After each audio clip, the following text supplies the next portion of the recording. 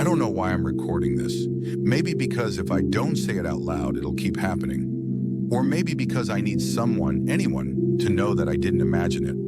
If you're listening to this and you found it the way I think you will, please don't come looking for me. I made that mistake already. I used to believe places couldn't remember people, that memories lived in brains, in photographs, in dust-covered boxes at the back of closets. I was wrong.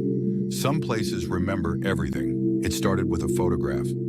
I was clearing out my father's things after the funeral. Nothing dramatic, just the quiet, administrative grief of cardboard boxes and donation piles. He hadn't been sentimental. No journals, no letters, no recordings. Just clothes, old tools, and a single envelope tucked into the back of a filing cabinet. No return address. Inside was a photograph. It showed a house, at least, I think it was a house. No windows, no visible doors, just warped gray siding and a roof that sagged inward, like it was exhausted from holding itself together. The image made my jaw ache.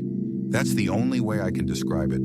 A dull pressure behind my teeth, like my body recognized something my mind didn't want to. On the back of the photo, written in my father's handwriting, was an address. No city, no state, just a road name I didn't recognize. And one sentence, if you find this, it means I failed.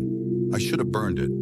Instead, 2 weeks later, I was driving. The road didn't make sense. My GPS kept recalculating, spinning its little arrow like it was confused. I passed the same rusted mailbox 3 times before I noticed it was the same mailbox. Bent flag, missing numbers, a dent shaped like a fist.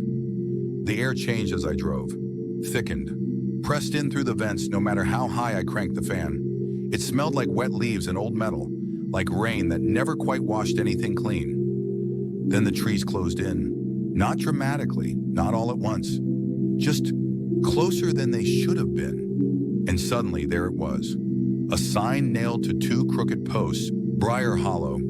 The paint was peeling. The letters looked retraced, like they'd been written over again and again. The moment I crossed that line, my phone went dead. No signal, no clock, nothing. That should have been enough to turn around. But I didn't feel panicked. I felt expected. Briar Hollow looked like a town pretending to be empty. Storefronts lined the main street. A diner, a hardware store, a small library with a single light glowing inside.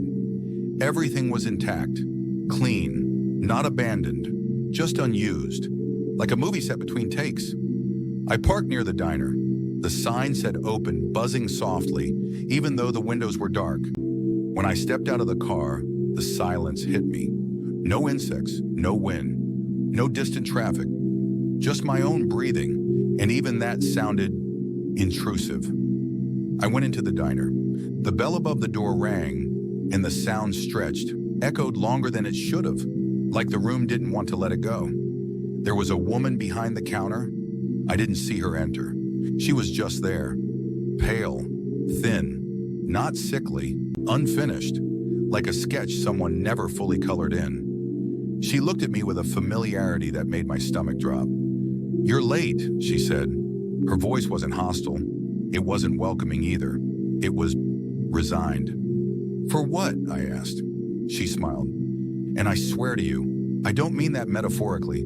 Her mouth widened in a way that didn't match the rest of her face, like her skin had forgotten where it was supposed to stop. "You'll remember," she said. I told her I was looking for a house, showed her the photograph.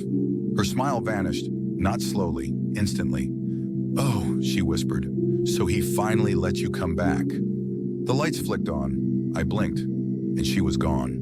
No footsteps, no door, just absence. On the counter beneath the photograph was new writing. My father's handwriting, "It won't let you leave twice." I ran. Outside, the street had shifted. The buildings were closer together, leaning inward, like conspirators. And at the end of the road, where there hadn't been anything before, stood the house from the photograph, waiting. I don't remember deciding to walk toward it. I just did. With every step, my head filled with static memories, sounds without images, fear without context, a child crying somewhere close, somewhere sealed off. I reached the door. It opened before I touched it. Inside didn't feel like inside. The air was warm, wet, breathing. The walls flexed when I leaned against them. Subtle, almost polite. Photographs covered every surface. Families, groups, couples, smiling, wrong. Their eyes were always the problem, too empty, too aware. And in every photo, one face had been violently scratched out. Deep gouges, over and over. When I realized those missing faces were mine, I threw up. That's when the house spoke. Not aloud, inside my head. You were born here. Number. No, I wasn't. You were taken. Images slammed into me. A locked room, a crib with no bars, hands pressing against walls that moved when you touched them. My father running, screaming, bleeding, stealing me away. The house didn't forgive him. It waited. And now I was back. The mirror was in the center room, covered with a black cloth. I didn't want to look. I looked anyway. My reflection smiled first. You're late, it said. And then I woke up in my car. The town was gone. The road was normal. My phone worked. The photograph was gone. I thought I escaped. But sometimes at night I hear a bell ring. Sometimes I smell wet leaves. Sometimes when I look in the mirror, I'm not the one smiling. If you found this recording because of a photograph, if you're on a road that doesn't feel right, turn around. Don't be late, because the house remembers and it's still waiting.